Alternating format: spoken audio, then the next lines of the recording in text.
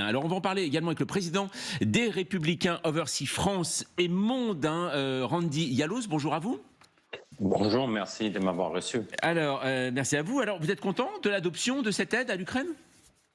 Je pense que c'est une décision pragmatique qui est prise par Monsieur Johnson. J'estime qu'il n'avait pas de choix facile. C'est entre deux choix très difficiles parce que dans notre camp, il y a vraiment un souci et je comprends ceux qui ont voté contre parce qu'il y a un vrai problème au niveau de la frontière qui est un grand problème. Il faut dire que c'est existentiel qui existe aux États-Unis. On a des millions d'immigrés qui arrivent. Juste pour Il y a un expliquer. trafic des drogues.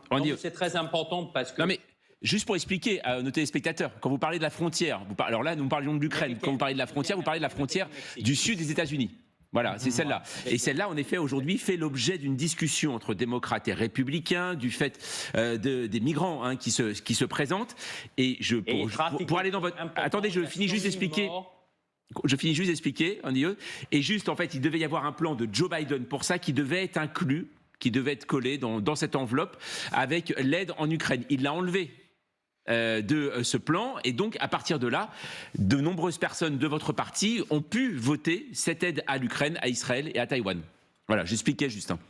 Voilà, et je considère que les priorités, il y avait des priorités, et ça fait 1 an qu'on essaie de négocier. À un moment donné, je pense qu'il était face à une réalité militaire et politique, mais existentielle pour l'Ukraine, qu'il ne pouvait pas faire d'autres choix. Et je crois qu'il devait être pragmatique. C'était un choix difficile. Et il faut savoir, M. Trump a soutenu la décision et il a déjà indiqué jeudi de dire que Trump était contre, et il aussi a eu des informations, il a bien compris, il a parlé avec le Premier ministre polonais, M. Trump, il a également parlé avec le ministre des Affaires étrangères anglais, il a dû être renseigné sur la situation et il a dit qu'il faudra soutenir et donner de l'argent et de l'aide à l'Ukraine malgré les réserves par rapport déjà à l'usage de l'argent, la question est-ce qu'il y a l'efficacité, il y a plein d'autres questions, mais aujourd'hui, il y a vraiment, on a passé 1 an à essayer de trouver une solution, mais je pense que ça va revenir sur la table. Et il prend un risque important, M.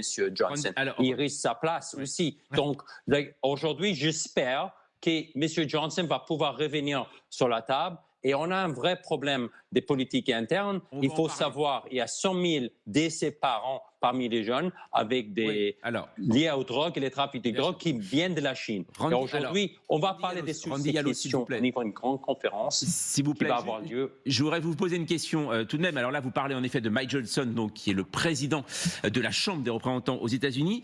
Pourtant, là, vous nous disiez au départ, les Républicains, en effet, ne voulaient pas voter ce texte parce qu'il y avait la disposition de Joe Biden sur l'immigration qui en était associée. Mais il l'avait retiré, il y a quelque temps. Lorsque ça a été présenté, ce plan, en décembre dernier, les Républicains ne l'avaient pas voté. Alors, quel était le problème? C'est parce que vous ne vouliez pas donner plus d'argent à l'Ukraine ou ne pas offrir une victoire à Joe Biden? Je pense qu'il voulait avoir des concessions sur ce qui se passe à la frontière. Il faudra qu'il y ait une politique interne aussi, il y a une situation qu'il y a des allers-retours très importants au niveau entre les démocrates et les républicains.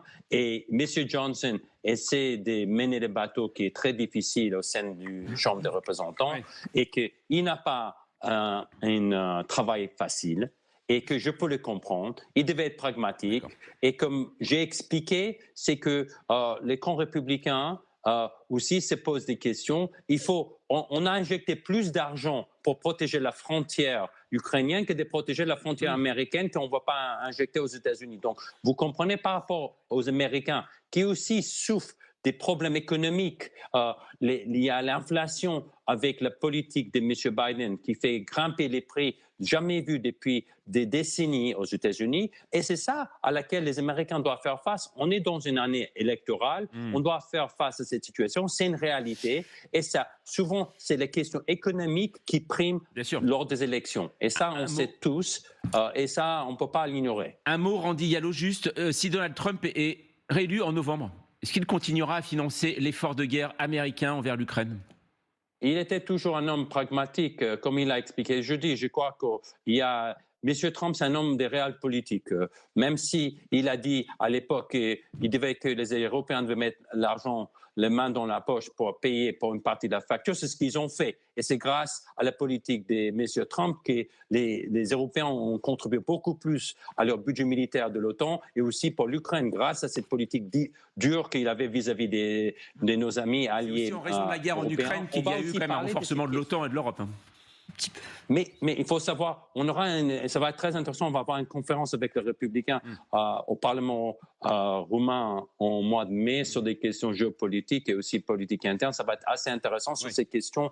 Donc, c'est des questions qui aussi animent les partis républicains et on va en discuter. Ça va être une très bonne conférence qui va avoir eu lieu le 20 et le 21 mai à Bucarest. Merci beaucoup, Randy Yalos, d'avoir répondu à nos questions sur LCI.